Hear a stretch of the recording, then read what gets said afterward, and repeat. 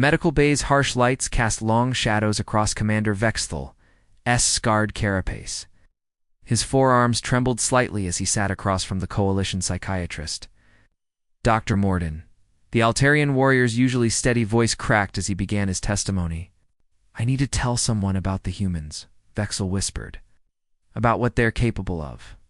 Dr. Morden leaned forward, his 6 eyes focusing intently on the damaged warrior before him. In his 40 years of treating combat veterans, he had never seen an Altarian shake like this. The species was known throughout the galaxy for their unbreakable courage. They were born warriors, raised from hatching to feel no fear in battle. Yet here sat Vextal, trembling like a frightened youngling.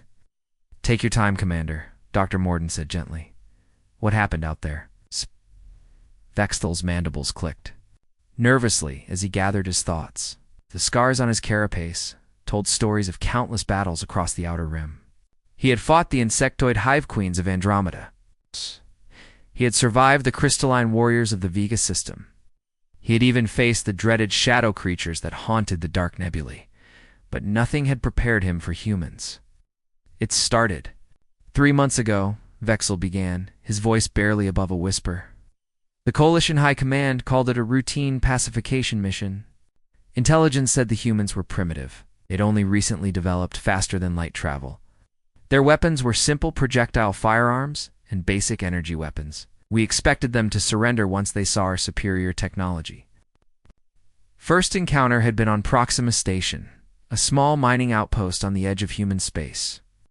Vextal's unit had approached in their standard battle formation. 12 Coalition dropships carrying 200 elite soldiers. The humans had maybe 30 defenders total. We gave them the standard surrender demand, Vexel continued. 15 minutes to lay down their arms and submit to Coalition authority. Most species comply immediately when they see our force strength. But the humans were different. Instead of surrender, they sent back a message that still haunted Vextal's dreams.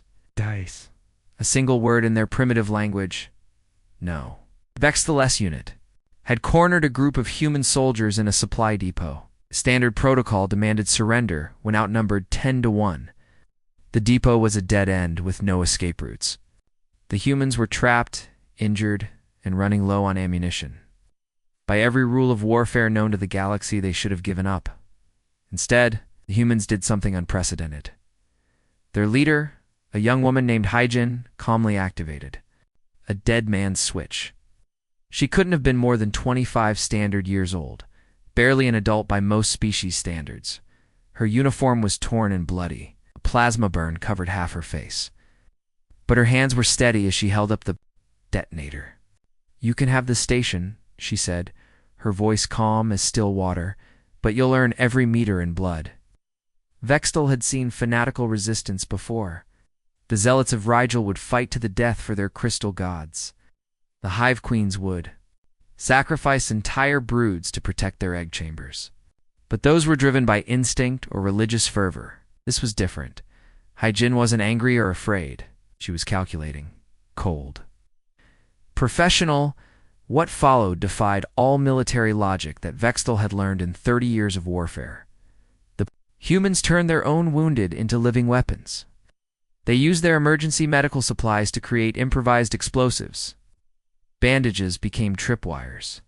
Medical nanobots were reprogrammed into corrosive agents that ate through Coalition armor.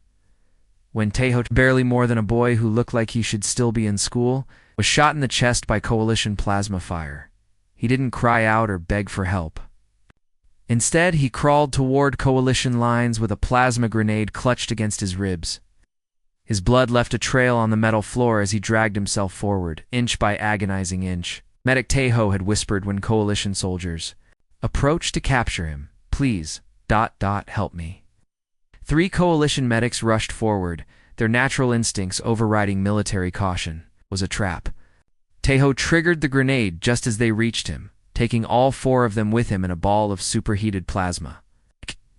He was dying anyway, Vextal said, his voice hollow. The chest wound was fatal, but instead of accepting death, he weaponized it. He turned his own dying breath into a tactical advantage. Dr. Morden's stylus hovered over his datapad.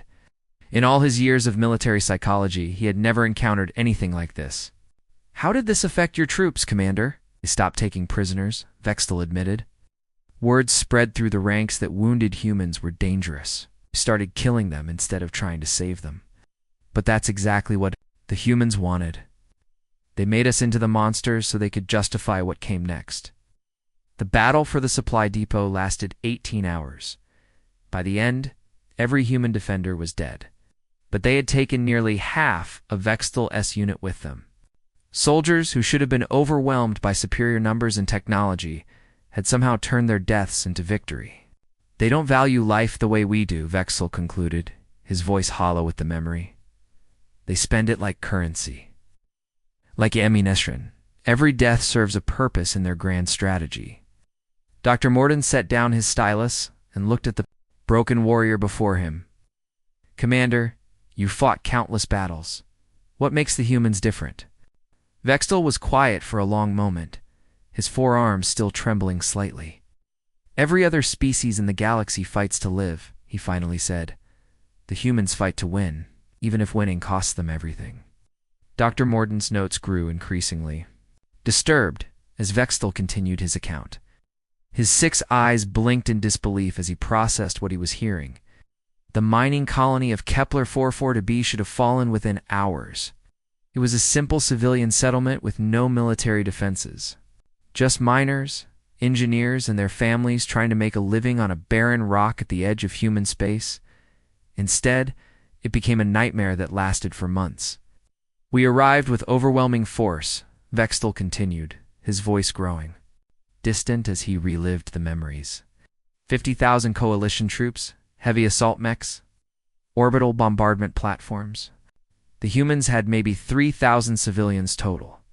No military base, no defensive shields, just mining equipment and prefab housing units. The coalition fleet had expected immediate surrender. Standard procedure was to blockade the planet, cut off communications, and wait for the inevitable white flag. Most species capitulated within days when faced with starvation and isolation. But the humans were different. The first sign something was wrong came 12 hours after we established the blockade, Vextel said. Our communications specialists detected massive data transfers between the surface and hidden relay stations throughout the system. The humans weren't calling for help. They were downloading something. What they had downloaded, Vextel learned later, were survival manuals. Improvised weapons guides, guerrilla warfare tactics, urban combat strategies. In those 12 hours, 3,000 miners and their families had transformed into something the galaxy had never seen before. The human civilians transformed overnight. Dong Hain, a mining engineer who had spent 15 years boring tunnels through solid rock, suddenly became a master of deadly traps. He had welded razor wire into the ventilation systems, turning the colony's own air ducts into meat grinders. Anyone who tried to crawl through them would be shredded to pieces. "We found his workshop," Vextel said, his mandibles clicking nervously.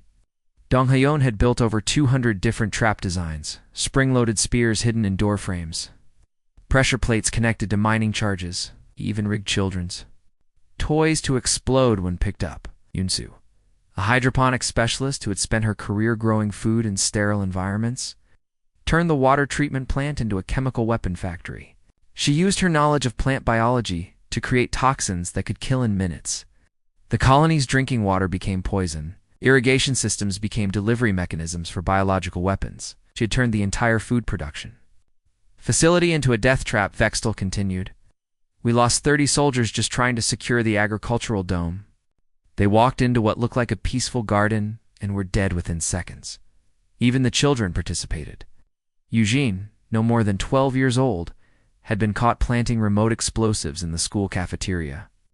When coalition forces found her, she was carefully wiring the detonators with the focused concentration of a child working on homework.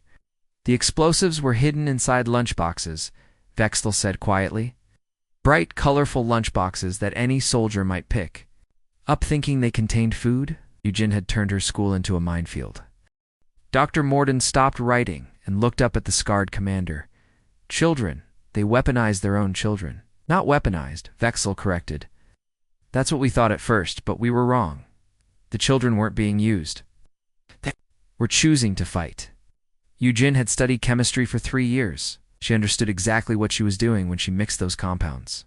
She made the choice herself. The siege turned into something beyond conventional warfare. Every building became a fortress. Every street became a killing ground. Coalition forces would clear a sector only to find it reoccupied by humans who had crawled through maintenance tunnels and service corridors that honeycombed the colony like a termite nest. They turned their own homes into weapons. Vexel remembered, his voice growing hollow. Every door was a trap. Every room was a kill zone. We couldn't tell the difference between a nursery and a bomb factory because they had made them the same thing. The Coalition tried everything. Sonic weapons to force surrender, sleep gas to render the humans unconscious. Even truth serums to extract information from captured civilians. Nothing worked. The humans had prepared for every possibility. But the psychological warfare was worse than the physical attacks. The humans would broadcast recordings of their dead over the communication channels. Not battle cries or propaganda, but simple messages home. Personal things that made coalition. Soldiers remember that their enemies were people with families and dreams.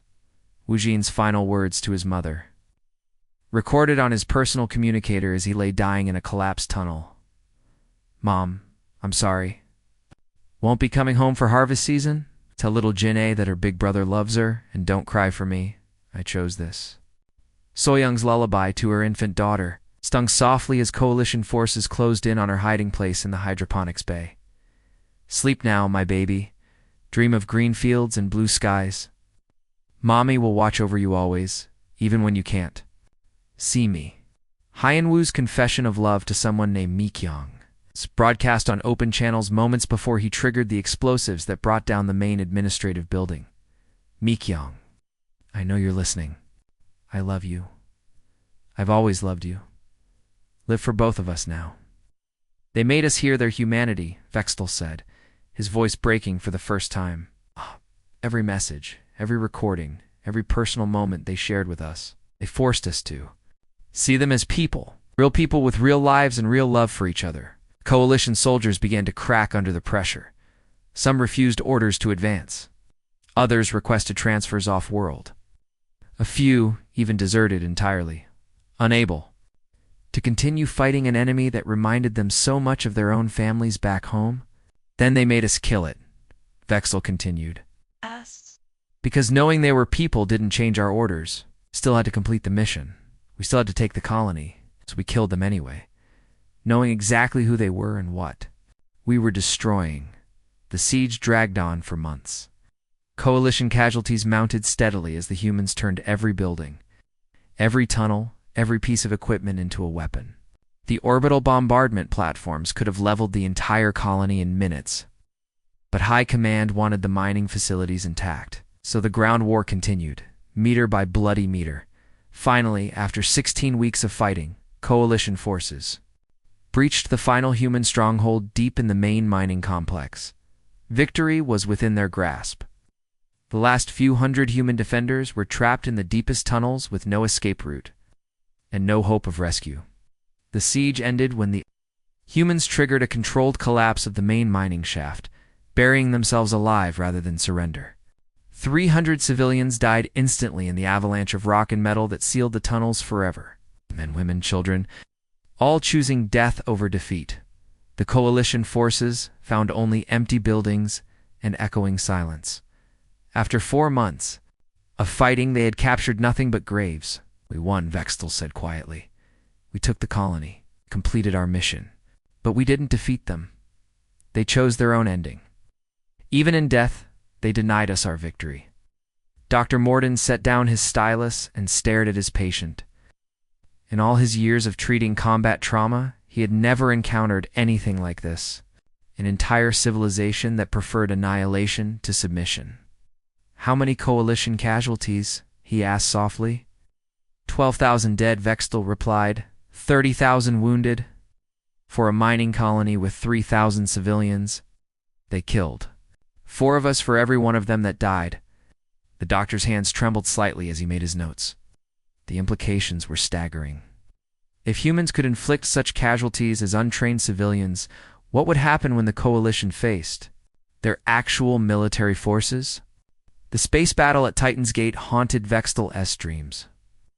Even now, sitting in the sterile medical bay, he could still see the burning wreckage spinning through the void. The screams of dying ships, the flash of weapons fire across the darkness. But worst of all, he could still hear the human voices over the comm channels, calm and determined, even as death approached. "It was supposed to be our greatest victory," Vexel said, his forearms clenched tightly. "The Coalition's 7th Fleet against a single human battle group. We outnumbered them 20-1. Our ships were bigger, faster, better armed.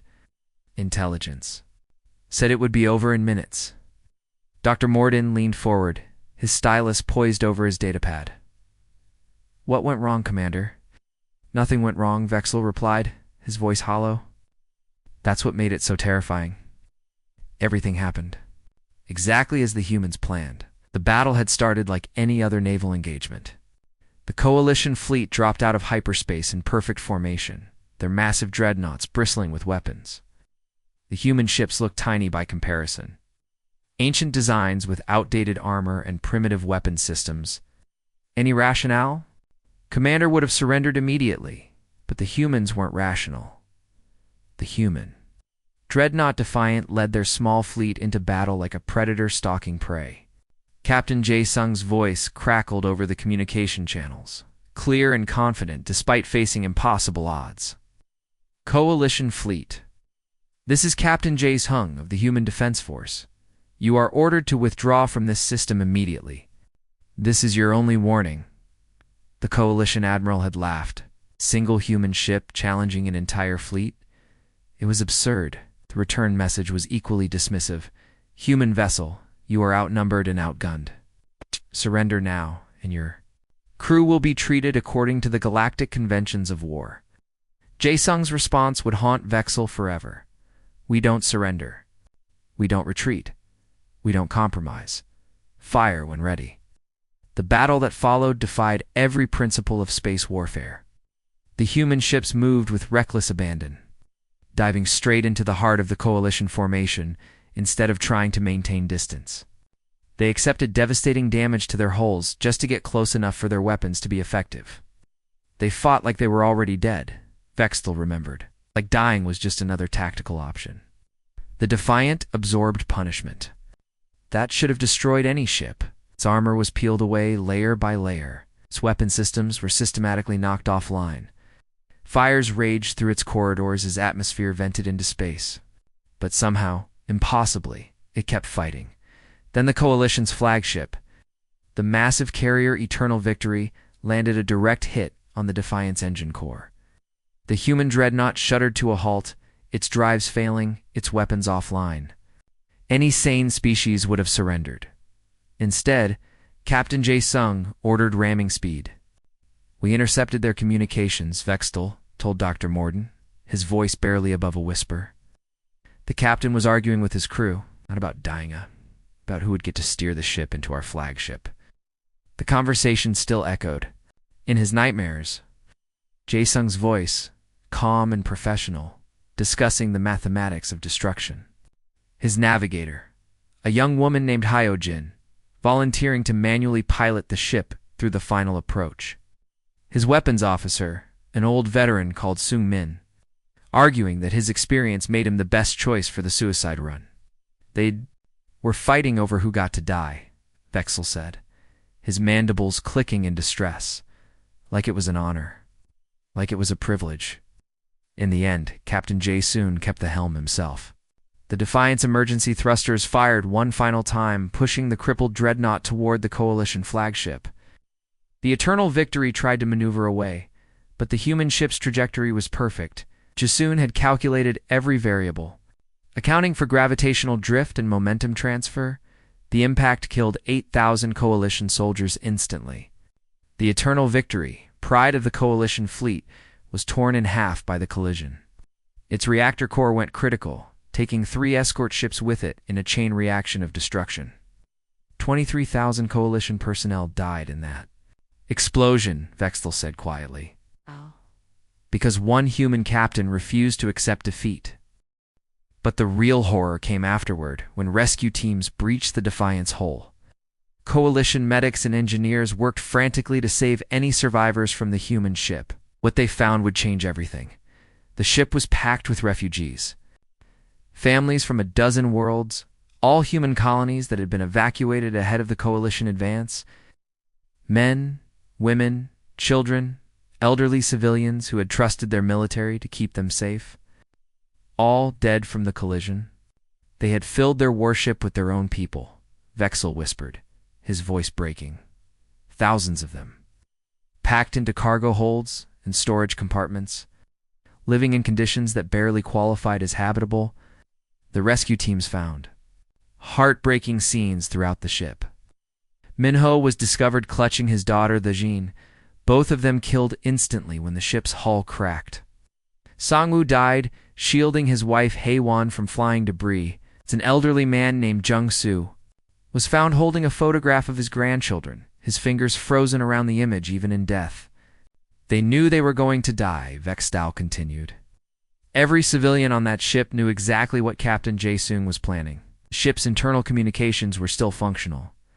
We heard the recordings, own parents saying goodbye to their children, husbands and wives sharing final words, and not one of them protested. Not one of them tried to stop it. Dr. Morden's stylus fell from his trembling fingers. They willingly participated in their own destruction. More than that, Vextal replied, they planned it. Later intelligence revealed the human strategy. It calculated that the Coalition's discovery of civilian casualties would create political pressure to end the war. Every major species in the galaxy would be horrified by the death of innocent refugees. The Coalition government would face massive protests, potential rebellion from member worlds who refused to support a war that killed civilians. The strategy had worked perfectly. Within hours of the battle, news of the civilian deaths spread across the galaxy. Images of dead children floating in the wreckage of the Defiant were broadcast on every major news network. Coalition politicians faced angry crowds demanding an end to the war. Several member species threatened to withdraw from the Coalition entirely if the conflict continued. They had weaponized their own genocide, Vexel realized, the words coming out like a confession. Every death served their larger strategy. They turned their own people into ammunition. The political fallout was immediate and devastating. The Coalition High Command was forced to issue public apologies for the civilian casualties. Military commanders were recalled and court-martialed. The war effort, which had enjoyed broad popular support, suddenly became toxic to anyone associated. With it, we won the battle, Vexel said bitterly. We destroyed their entire fleet. But we lost the war the moment our rescue teams found those bodies. The humans had sacrificed 20,000 of their own people to kill 23,000 Coalition soldiers. By any military calculation, it was a Pyrrhic victory at best. But the political impact was incalculable. The Coalition would never again be able to claim moral superiority over the humans. They had been maneuvered into becoming the villains of their own story. They don't just accept collateral damage, Vexel realized, his voice hollow with understanding. They orchestrate it. They plan it. They use it as a weapon more devastating than any bomb or missile. Dr. Morden sat in stunned silence, trying to process what he had heard. The implications were staggering. If humans could turn their own deaths into strategic victories, how could any enemy ever truly defeat them? The worst part, Vextal added, quietly, was that it worked. 6 months later, the Coalition sued for peace. The politicians couldn't risk another incident like Titan's Gate. We had superior technology, overwhelming numbers, and total tactical advantage. But the humans had something we didn't understand. They were willing to lose everything to achieve their objectives. The scarred commander looked directly at Dr. Morden, his 4 eyes reflecting a pain that went deeper than physical wounds. How do you fight an enemy that considers death just another tool in their arsenal? How do you defeat people who have already accepted their own destruction as the price of victory? Vextal's capture on Rigel 7 had broken something fundamental. In his understanding of warfare, the memory still made his forearms tremble as he sat in the medical bay. reliving those impossible weeks when everything he thought he knew about enemies and allies had been turned upside down. I was leading a reconnaissance mission, Vextel began, his voice distant. 12 soldiers, all experienced veterans. We were tracking human supply lines through the jungle when they ambushed us. It was perfectly executed. They knew exactly where we would be and when we would be there. The firefight had been brief, but devastating. Human soldiers emerged from the dense foliage like ghosts, their weapons already trained on coalition positions. Plasma bolts filled the air, turning ancient trees into burning torches.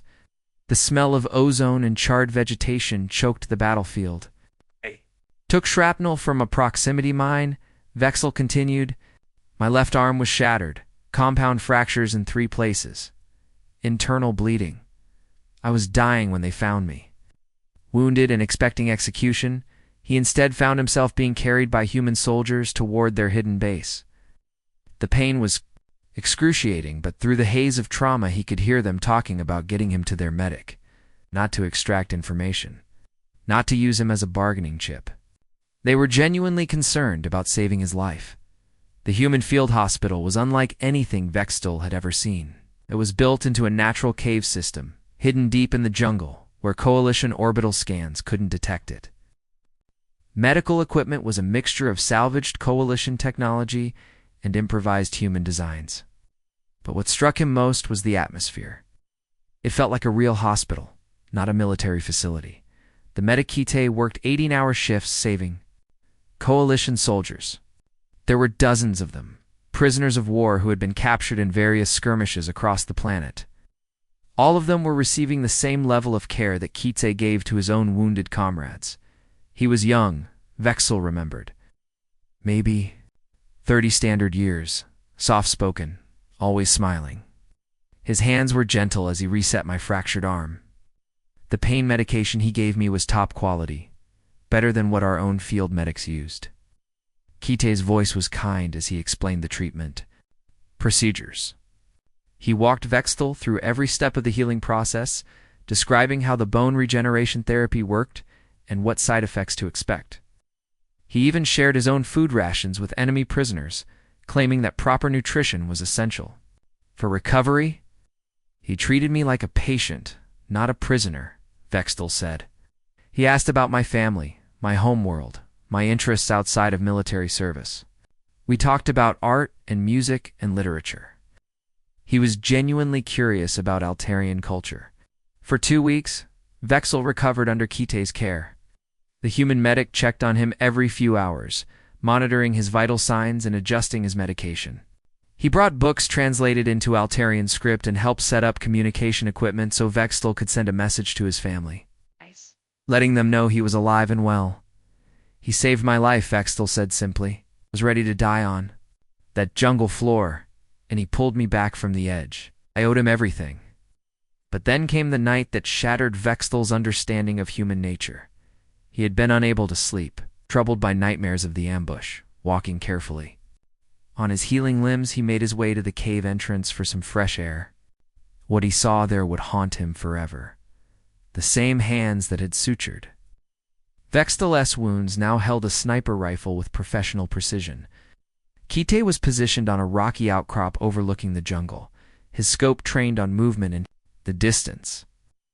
Coalition rescue teams had finally found their general area and were conducting search patrols. I watched him kill 6 Coalition soldiers in 10 minutes, Vexel said, his voice hollow. Clean headshots, each one perfectly placed. The same steady hands that had bandaged my wounds were now eliminating my comrades with surgical precision. When the shooting stopped, Kite calmly disassembled his rifle and returned to the medical bay. He checked on his patients, including Vextel, as if nothing had happened. His manner was exactly the same, gentle, caring, professional. When confronted about what he had witnessed, the human medic showed no contradiction in his actions. His explanation was delivered in the same calm tone he used when discussing medical procedures. In the hospital, you are my patient, Kite had explained, his eyes showing no trace of guilt or conflict. Outside, you are my enemy. I can be both. Healer and killer, because the situation demands both. My oath is to preserve life where possible and protect life where necessary. The casual way he discussed the duality was more disturbing than any violence Vextel had witnessed. Kite genuinely cared about his patients' well-being, while simultaneously planning to kill other members of their species. There was no internal conflict, no struggle between competing loyalties. He had simply compartmentalized his roles. Another human, Suman, had been even more disturbing. She worked as the camp's intelligence officer, responsible for interrogating prisoners and gathering information about coalition troop movements. But her methods were unlike anything in Vextel's training manuals. She would interrogate prisoners with genuine concern for their well-being. Vextel continued, offering them comfort and medical attention. She brought them their favorite foods, helped them contact their families, even arranged for religious ceremonies according to their species' customs. Suman's interrogation sessions felt more like therapy than military intelligence gathering.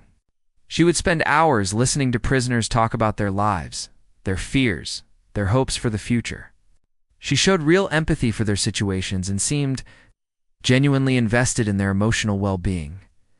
But then, she would use that same emotional intelligence to break them psychologically, turning their own memories and fears against them with devastating effectiveness. She learned that I was afraid of deep water, Vextel remembered. A childhood trauma from nearly drowning on my home world. She didn't threaten me with water torture or anything crude like that. Instead, she would subtly work water imagery into our conversations, describing coalition fleet movements in terms of ocean tides, mentioning how the jungle humidity reminded her of being underwater. The psychological pressure was constant, but almost invisible. Sumin would express concern about Vextel's nightmares, while simultaneously planting suggestions that made them worse. She would offer comfort for his anxiety, while carefully manipulating the environment to increase his stress levels. She broke 3 coalition officers without ever raising her voice or making a direct threat, Vexel said. They volunteered. Information just to make the subtle psychological pressure stop. And she seemed genuinely sorry for the pain she was causing them. The most disturbing aspect was that Suman's compassion appeared to be real. She wasn't faking concern to manipulate her prisoners. She genuinely cared about their well-being, even as she systematically destroyed their psychological defenses. The two impulses coexisted without conflict in her mind. They compartmentalize. Vextel explained to Dr. Morden, his voice shaking with the memory. They can genuinely care for you while planning your destruction. They've evolved beyond the normal constraints of conscience. Dr. Morden set down his stylus, overwhelmed by what he was hearing. How is that possible? How can they maintain such contradictory emotional states? I think they've had to, Vexel replied. Their species has spent thousands of years fighting wars against other humans. They've learned to separate their roles from their emotions. A human can be a loving parent in the morning, a ruthless killer in the afternoon, and a compassionate healer in the evening. They don't see it as hypocrisy. They see it as survival. The implications were staggering. Every other species in the galaxy experienced some form of cognitive dissonance when forced to act against their nature. Ow. Warriors felt guilt when they killed. Healers struggled when they had to withhold treatment. But humans had somehow transcended these limitations. They're not psychopaths, Vexel continued. That's what made it so frightening. Kite genuinely wanted to help me recover. Ouch. Sumin really did care about the prisoner's emotional state. But they could set aside those feelings whenever duty demanded it. They could be completely human and completely inhuman at the same time. The revelation had profound implications for the war effort. How could the coalition develop effective strategies against an enemy that could adapt their moral framework to any situation? How could they predict human behavior when humans could be both friend and foe simultaneously? I spent 6 weeks in that hospital, Vexel concluded. 6 weeks being cared for by people who would have killed me without hesitation if circumstances were different.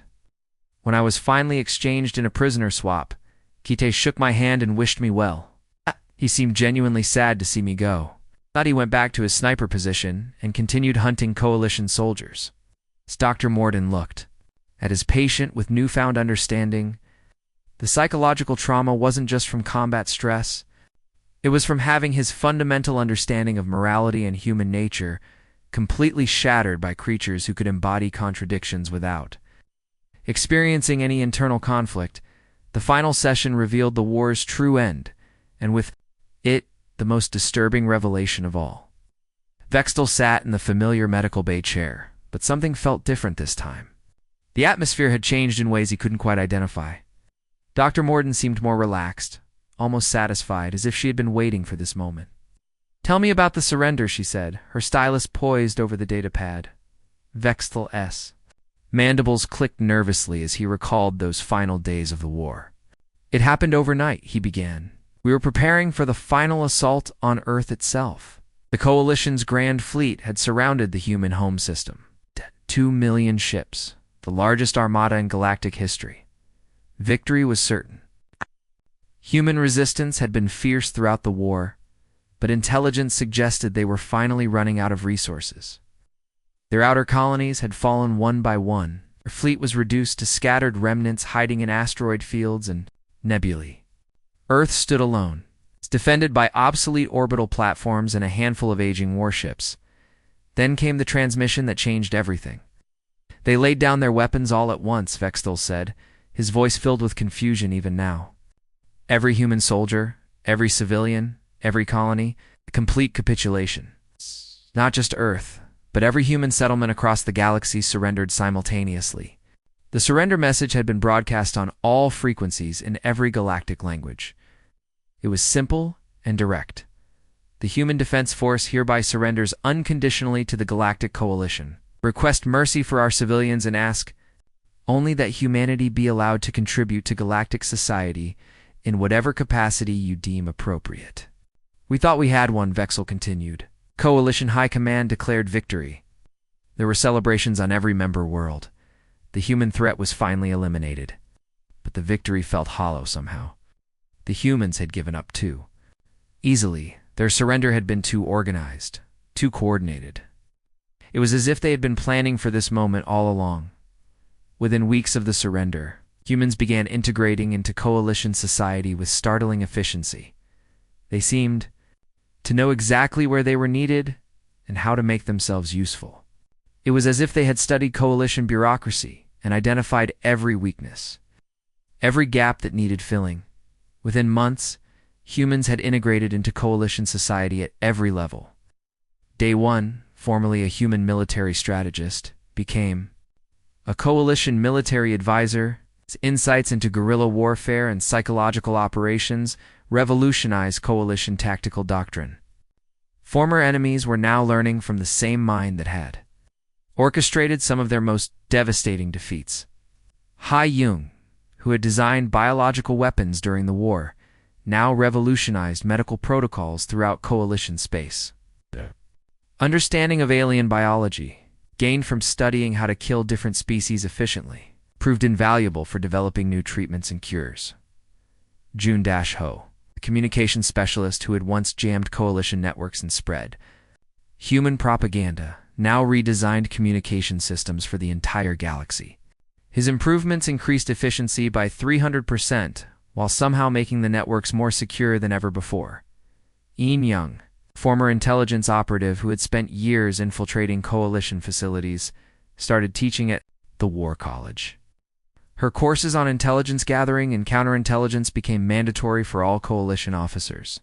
She was literally teaching the enemy how to fight wars more effectively. They didn't fight to win, Vextel realized, the truth hitting him like a physical blow. They fought to prove their value. Every battle, every death, every horror we witnessed it was all a job application. The humans had never intended to achieve military victory. They had been demonstrating their capabilities, showing the galaxy what they could do when motivated. Every tactical innovation, every psychological weapon, every impossible feat of endurance had been a resume entry, proof that humanity deserved a place in galactic civilization. Dr. Morden set down her stylus and looked directly at Vexel. When she spoke, her voice carried no electronic translation. The words came out in perfect coalition standard, but with subtle inflections that hadn't been there before. human inflections. "You understand now," she said, her voice completely different from the sessions before. "My name is the Yoon. I've been documenting these sessions not for Coalition Command, but for Human Integration Protocol. Your testimony will help us understand how other species process warfare trauma." Vextel's forearms went rigid with shock. His compound eyes focused on the woman he had been confiding in for weeks, seeing her clearly for the first time. The features that had seemed generically alien were actually human. The translator device that had rendered her voice into mechanical Coalition standard had been a prop, a piece of theater to maintain the illusion. Around him, medical base staff continued their work with practiced efficiency.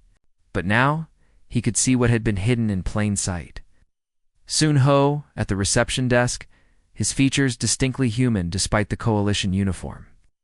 Ji-Hai monitoring the computer systems, her human hands dancing across controls she had probably helped design.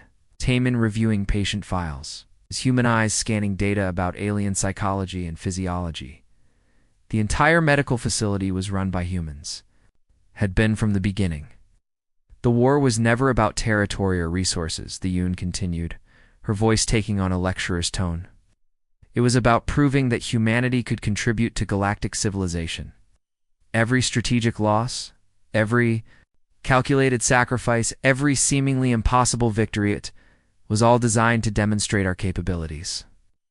Vextel stared at the human psychiatrist, his mind reeling with the implications. "You were studying us the entire time." "You were studying war itself," she corrected gently. "How different species react to conflict, how they process trauma, how they adapt to defeat. Your species' responses to human tactics provided invaluable data about galactic military psychology. The revelation was staggering. Every session, every confession, every moment of vulnerability had been recorded and analyzed. Vextel hadn't been receiving therapy. He had been participating in research. The humans had been learning how to break alien minds just as efficiently as they had learned to heal alien bodies, and we learned that the only way to truly win is to make your enemy need you more than they fear you. The Yoon added with a smile that seemed genuinely warm despite everything. The Coalition depended on human expertise for everything from medical care to strategic planning. Human innovations had improved efficiency across every sector of galactic society. Their technologies had been integrated into Coalition infrastructure so thoroughly that removing them would cause complete systemic collapse. Humanity had lost every major battle but won the war by making themselves indispensable. They had turned their surrender into the ultimate victory. Vextel sat in stunned silence as the Yoon gathered her notes. Through the medical bay's windows, you could see the station's corridors where human and alien personnel worked side by side. The distinction between conqueror and conquered had dissolved entirely. If anything, the humans seemed to be in charge now, their expertise sought after, and their opinions valued above those of traditional Coalition species. "Will you be documenting this conversation too?" he asked quietly, his voice barely above. A whisper. The Yoon smiled, the first genuine expression she had shown during all their sessions. It transformed her face, making her seem younger and somehow more dangerous, of course. After all, this is the most important part of the story. The moment when you finally understand what really happened. She stood to leave, her movements fluid and confident. "Thank you for your cooperation, Commander. Your insights have been invaluable. The integration protocol couldn't have succeeded without subjects like you." As she left, Vextel understood that he had been both witness and participant in humanity's greatest victory. They had turned their own defeat into dominance, their surrender into conquest. The war had ended not with human submission, but with human integration at every level of galactic society. He looked around the medical bay with new eyes, seeing the careful choreography of human and alien staff working together. But it wasn't really cooperation, he realized. It was management. The humans were running everything, so subtly and efficiently that their former enemies hadn't even noticed the transition. The humans had won by losing, and nobody, not even their former enemies, could imagine the galaxy without them anymore. They had become so essential, so deeply embedded in the fabric of galactic civilization. Removing them would be like cutting out the nervous system of a living organism. Vexel sat alone in the medical bay, surrounded by the soft hum of human-designed equipment and the quiet efficiency of human-trained staff. Outside, the galaxy continued its daily business, completely dependent on the species it had once tried to destroy. The greatest enemy had become the greatest ally, and nobody remembered how or when the transformation had occurred. It had been so gradual, so natural, that it felt like humanity had always been there, guiding galactic civilization with gentle and visible hands. The war was over. Humanity had won. And the victory was so complete that even the defeated couldn't see it. The END.